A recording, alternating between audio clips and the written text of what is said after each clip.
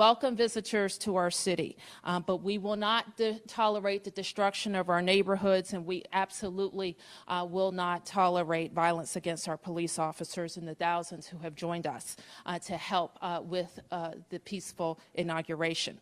So right now we are working with our local and state and federal partners and monitoring all situations across the city and responding to those situations, specifically related to violence and destruction of property.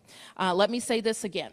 We respect the rights of people to gather and to protest peacefully in Washington, D.C., but we will not tolerate violence and vandalism and the destruction of our neighborhoods. I'm going to ask the Chief of Police to give you some specifics related to MPD's operations today, and then we will be available for questions. I'm joined by our Deputy Mayor for Public Safety, our City Administrator, and our Fire Chief, and the Director of the District's Department of Homeland Security. Chief Newsham. Okay, good evening. Thanks for joining us. As I related earlier today, we've seen thousands of people here in the district peaceably demonstrating. We want to thank those who came to D.C. and respected our city and our nation's capital. Unfortunately, a small group was determined to disrupt these events today, not by peaceful or civil disobedience, but by unlawful and dangerous behavior. This small group was involved in multiple instances of intentional vandalism and destruction of property. So far, I've been very pleased with MPD's response to these events. Our officers showed and continue to show excellent judgment. National and local news stations captured images of this small group of protesters throwing rocks and bricks at our officers. Thankfully, they were equipped with state-of-the-art protective gear, which prevented more serious injuries. The criminal actors involved in the earlier incidents were arrested and charged with rioting. In all, we have arrested 217 people. Currently, we are aware of 6 MPD officers that sustained injuries. 3 of those were injuries to the head area as a result of being struck by flying objects. All of these injuries are minor and non-life-threatening. We had prepared, as the mayor said, extensively for today's events, and we are prepared for the events tonight. This will undoubtedly be a long day. We encourage those attending events tonight and throughout the weekend to remain civil, express themselves peaceably, and allow others with dissenting opinions to express themselves peaceably as well.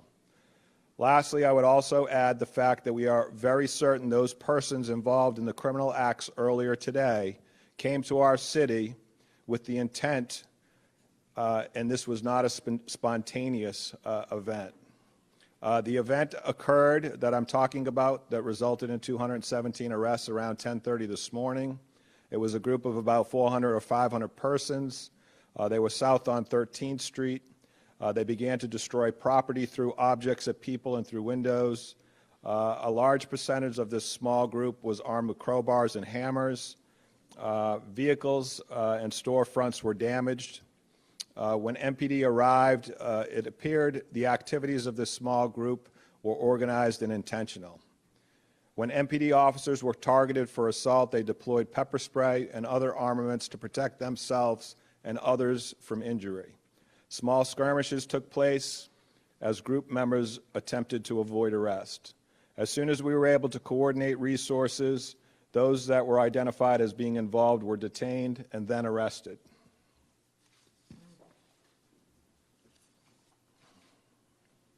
The men and women of the Metropolitan Police Department are still monitoring several groups.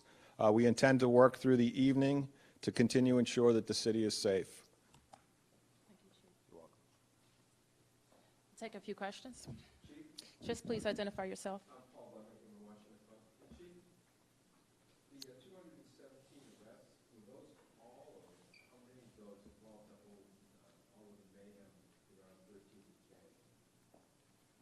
Those are all from that area. So that all involved that incident late morning with the burning of windows? Yes, sir, around 10:30 in the morning. One other question, though. The pepper spray and other armaments is an issue about sound and flash grenades. Do you know, were any of those deployed by your office?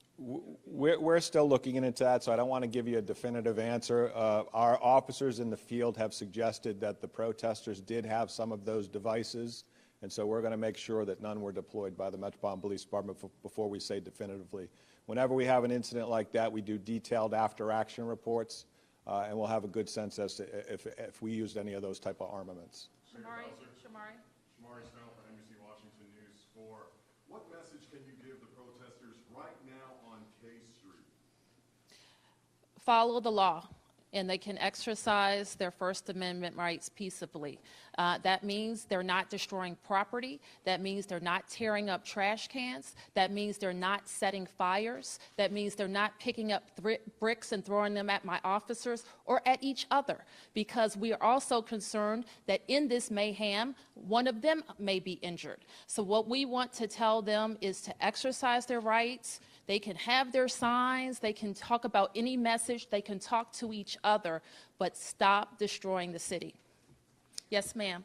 Getting into more vaccines with Reuters, the crowds tomorrow are expected to be bigger. Are you concerned that this sort of violence will be even worse tomorrow, and what steps are you taking to mitigate? Are you talking about the Women's March? Well, the women, they're not coming here to destroy Washington, D.C. Certainly, we are preparing for the types of crowd control that you would have in that situation. MPD constantly monitors for intelligence about someone or some group that may want to disrupt that peaceable gathering in March. I don't know if you want to add anything else, Chief. The mayor's exactly right. We've spoken to the organizers of tomorrow's event, and we do anticipate very large numbers, but we also anticipate that it'll be peaceful. We did have some intelligence, as all of you know, that we discussed preceding the inauguration, suggesting that there were some small groups of folks that were intent on coming here and breaking the law, and we were prepared for that. Let me just add, may I add on that point that we will continue to add information about transportation changes and movements for people who are coming to the march tomorrow at our inauguration.dc.gov site. What is your plan and strategy for tonight? You said it's going to be a long night. What are you planning to do to maintain peace so that we don't see the images that we have seen throughout the day? It'll be more of the same. You know what I mean? Like I said, we were prepared to move in the event that folks broke the law.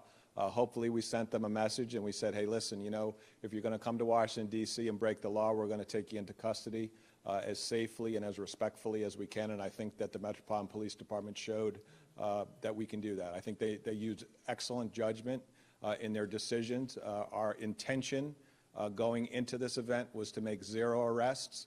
And it's unfortunate that they forced our hands in this situation. And just as a follow-up, are you in touch with federal authorities on maintaining the situation on the street? Oh, absolutely. We've been talking with federal authorities all day. We have representatives from all the federal agencies in our Joint Operations Command Center. Something happens, they know about it. Something happens on their end, we know about it. We share information that quickly. Yes, this gentleman, 1 second, this gentleman. Chief Brian Whitaker, the Associated Press. There's some video on social media showing an elderly woman and a man on crutches in a crowd getting pepper sprayed. Are you guys aware of that? Do you have any sort of comment about that? That hasn't been brought to my attention. I can tell you that our officers are trained when they deploy pepper spray, it's either to protect themselves or to protect someone else. So if somebody was incidentally hit with pepper spray, it certainly wasn't intentional by members of our department. In the event that somebody feels as though they were hit with pepper spray purposefully by one of our officers, we hope that they would come forward so we can investigate and get to the bottom of it. 1 second, Shamar. Carter with Channel 9. Have any of these 217 people you arrested today had a bond hearing? Any chance they could be back on the streets tonight? Or do you expect to keep them in police custody through the night? Also, are you anticipating any violence tonight? Those folks that have been arrested will be presented in court tomorrow morning, and then they'll make arrangements. So the decision of whether or not to hold them will be made by the courts. And right now, we're prepared, like we've been prepared from the very beginning, to deal with folks who have the intent on breaking the law. We'll be monitoring it through the night.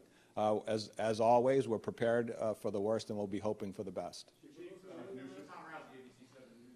this morning, we had an incident where people were trying to link arms and block people from going to the inauguration, and a supporter wanted to get into the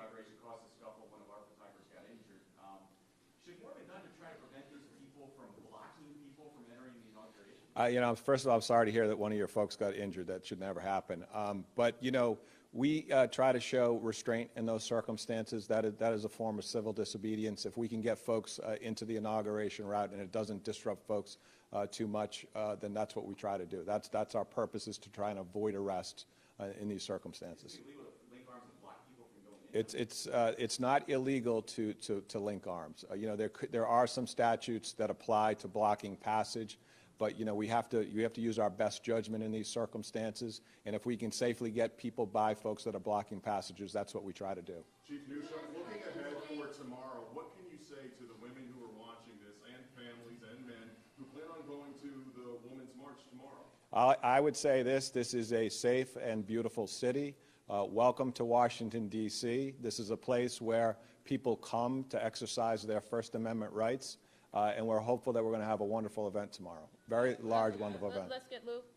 Hey, Lou. Can you say a little bit about whether you know where the protesters who committed violent acts are from? Are they from an organization or? We talked about that, Lou, a little bit before, and that's something that we will share. My sense is that these are not people that are from Washington, D.C., and I say that because we deal with peaceful demonstrations in this city every single day of all kinds with folks that live in this area, and we haven't seen this type of behavior. It's very unusual for this region. I'm sorry? I'll give you...